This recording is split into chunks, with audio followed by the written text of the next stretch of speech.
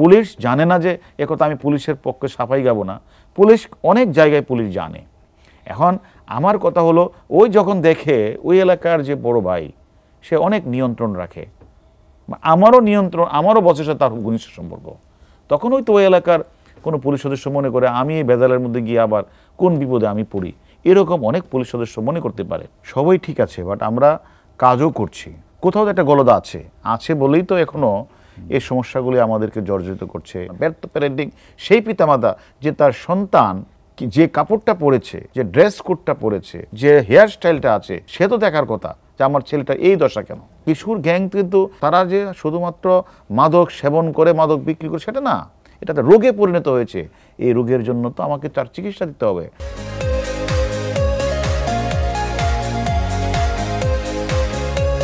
মোহাম্মদ হারুন রশিদ, যেটি নিয়ে আলোচনা করছিলাম কিশোর গ্যাং, আমরা একটু পরের অংশটা যেটি জানতে চাই, আপনি যাদেরকে আটক করলেন, আইনের আওতায় নিয়েছিলেন, তারপরে তাদের কি হয় বা তারা কি যে বিষয়গুলি বললেন সংশোধন হয়?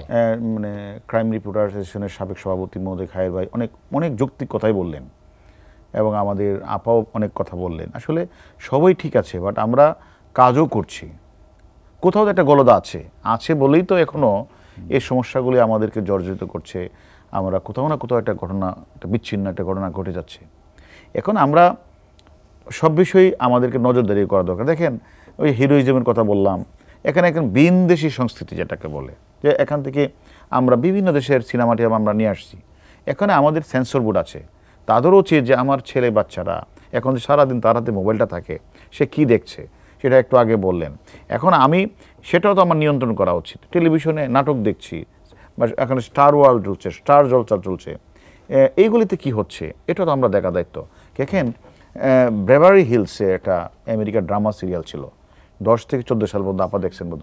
সেটার মধ্যে এমন ঘটনা, রেপ, নির্যাতন, মেরে ফেলা, রেপ করা, এমন ঘটনা, অন্যান্য দেশ সেটা দেখে বন্ধ করে দিল যে এইটা তো চালানো যাবে না, ইয়ং ছেলেদের জন্য খারাপ। তো বাংলাদেশ কিন্তু বন্ধ করে নাই এটা, তাহলে এটা দেখবে কে?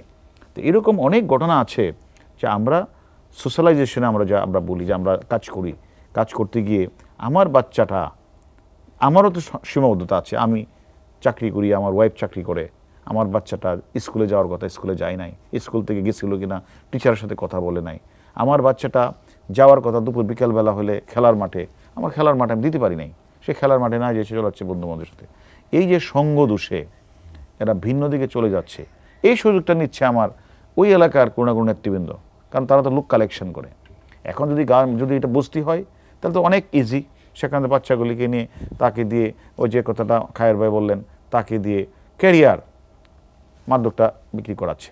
এখন আমার দায়িত্বটা, আমার পুলিশ যে এখান থেকে মানে পুলিশ জানে না যে একথা আমি পুলিশের পক্ষে সাফাই গাবো না, পুলিশ অনেক জায়গায় পুলিশ জানে।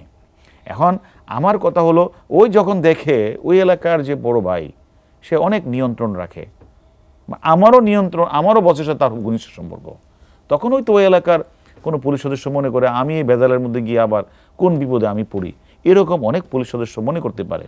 তো আমাদের বিষয়টা হচ্ছে আমাদের স্বচ্ছ ধারণা, আমাদের ঊর্ধ্বতন কর্তৃপক্ষ ইন্সপেক্টর জেনারেল অফ পুলিশ স্যারের যে বক্তব্যটা, তো উনি স্পষ্ট, আজকেও যখন আমি আসছিলাম আমাকে বলতেছিল যে আসলে এগুলি নিয়ে মানে আমাদের সকলেরই কাজ করতে হবে, এবং আমাদের মাননীয় প্রধানমন্ত্রীও তো বলেছে আমরা কাজ করছি। আমরা একদিনে 100 জনকে আমরা গ্রেপ্তার করেছি, তাদেরকে আইনে তারা স্বীকার করেছে।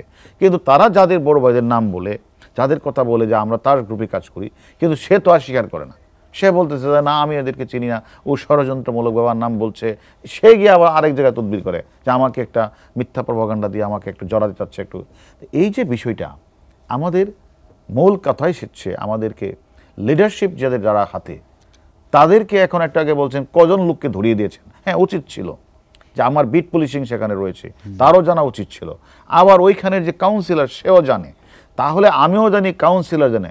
ওই ব্যর্থ পিতামাতা যারা আমি সব পিতামাতাকে ব্যর্থ বলবো না, ব্যর্থ প্যারেন্টিং সেই পিতামাতা যে তার সন্তান যে কাপড়টা পরেছে, যে ড্রেস কোডটা পরেছে, যে হেয়ার স্টাইলটা আছে, সে তো দেখার কথা যে আমার ছেলেটা এই দশা কেন। আমার ছেলেটাকে একটু আগে আমি যেটা বললাম, তাকে এখন স্কুলে যাবে, তাকে আমি স্কুলে নিয়ে আসছি। আমাদের সময় তো আমার বাবা মা জানতো না কোন স্কুলে যাচ্ছি, কোথায় যাচ্ছি। আমরা আমাদের স্কুলে যেতাম, আসতাম, আমরা ওই খেলার মাঠে গিয়ে খেলতে যেতাম, দুপুরবেলা হলে সন্ধ্যার সময় ক্লাসে আসতাম, মানে বাসায় পড়তে আসতাম সকালবেলা। এবং আমাদেরকে একটা নৈতিকতার শিক্ষা দিত। মানে জোসেফ, যে রাশিয়ান যে সমাজবিজ্ঞানী জোসেফ প্রদু বলতো যে সবচেয়ে বড় শিক্ষা হচ্ছে নৈতিকতা। তা আমাদের বাচ্চা শিশুদেরকে যদি আমার বাবা মা বলতো যে তুমি এটা করা যাবে না, এটা করবা না, একটা নৈতিকতার শিক্ষা দিত, তো নৈতিকতার শিক্ষা তো আমরা দিতে পারছি না। যার কারণে আমার শিশু সন্তান কোথায় যাচ্ছে খোঁজ নিচ্ছি না। তাহলে কে খোঁজ রাখবে? প্রথম তার বাসা ঘর, পরে তার স্কুল, স্কুলের পরে হলো তার খেলার মাঠ। এখন সে খেলার মাঠেও যাচ্ছে না, স্কুলেও যাচ্ছে না, কোথায় যাচ্ছে? তাহলে এখন হ্যাঁ, সবশেষে তো দায়িত্বটা পুলিশের কাঁধে আসে। পুলিশ কেন ধরে না? পুলিশ তো ধরছে, পুলিশ ধরছে না। এখন এককভাবে টোটালি সমাজ থেকে নির্মূল করা, নিয়ন্ত্রণ করা, এবং তারা যে এটা একটা বেদি, এটা একটা রোগ। আপনার কিশোর গ্যাং কিন্তু তারা যে শুধুমাত্র মাদক সেবন করে, মাদক বিক্রি করে সেটা না, এটা একটা রোগে পরিণত হয়েছে। এই রোগের জন্য তো আমাকে তার চিকিৎসা দিতে হবে, কাউন্সিলিং করতে হবে, তাকে ডেকে আনতে হবে, তাকে বোঝাতে হবে। সমাজের ঊর্ধ্বতন যারা আছে নেতৃবৃন্দ, তাকে ডাকতে হবে। এখন তাকে ধরে আমাকে দিলেনি, উনি বললেন 2টা লোকে ধরে দেন, আমি ধরলাম, ধরার পরে তাকে জেলে পাঠিয়ে দিলাম।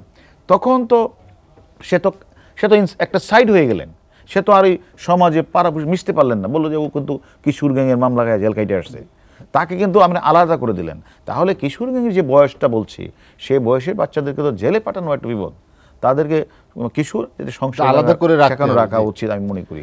পাশাপাশি এরা আমাদের মনে রাখতে হবে, একটু আগে একটা আপা কথা বলেছেন, বলো যে এরা কিন্তু আমাদের রোগ না, এরা আমাদের আলাল হওয়ার কথা, এরা আমাদের ভবিষ্যৎ হওয়ার কথা, আগামী প্রজন্ম কি।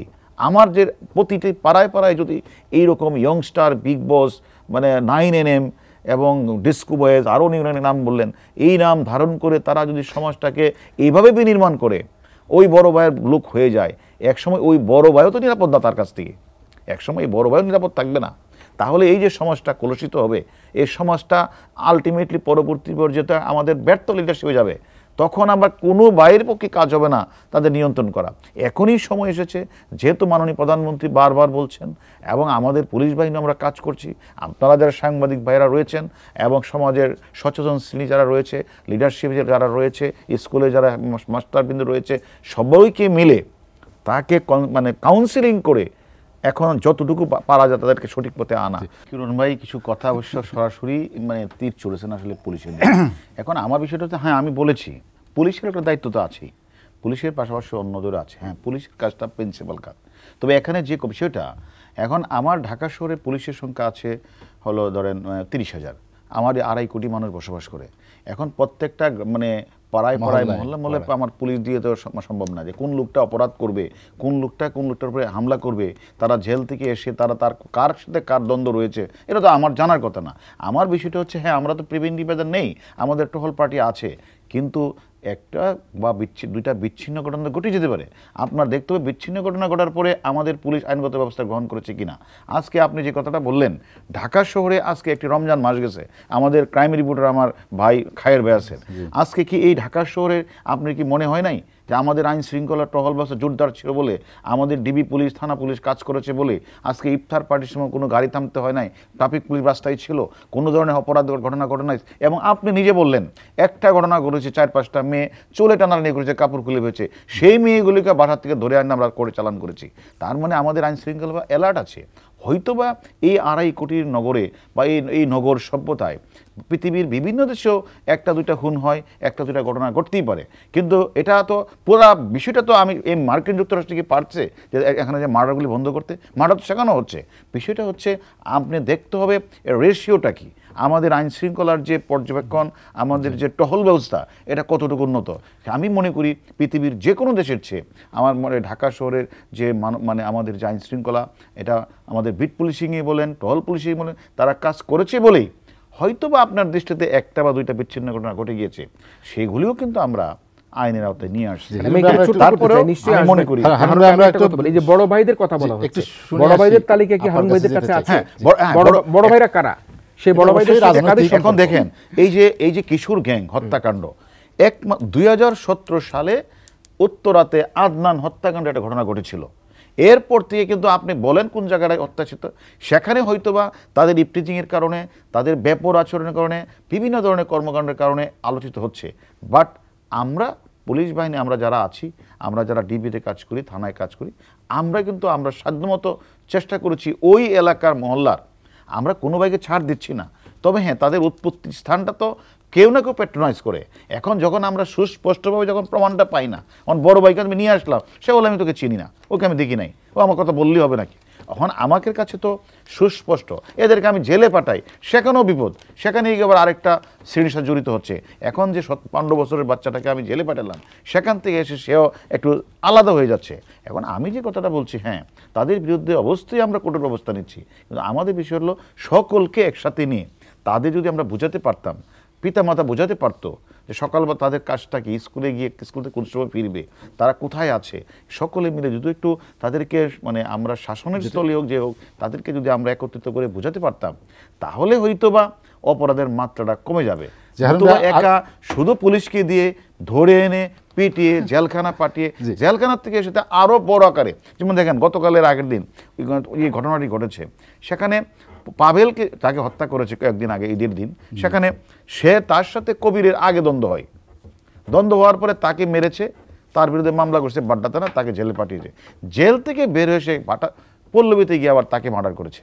তা আসলে জেলে গিয়েও আমাদের সব জায়গারই আমাদের কাজ করতে হবে, সংশোধনার কারাগার রাখতে হবে, তাদেরকে আমাদের একটা জায়গায় তাদের বোঝাতে হবে, পাড়া পশ্চিম মহল্লা সকলকে আসলে এগিয়ে আসলে, হ্যাঁ, আমি এটা অস্বীকার করছি না, আমাদের আইন শৃঙ্খলা বাহিনীর কাজ, আমরা কাজটা করছি। আপার কাছে যেতে চাই, শুনে আসি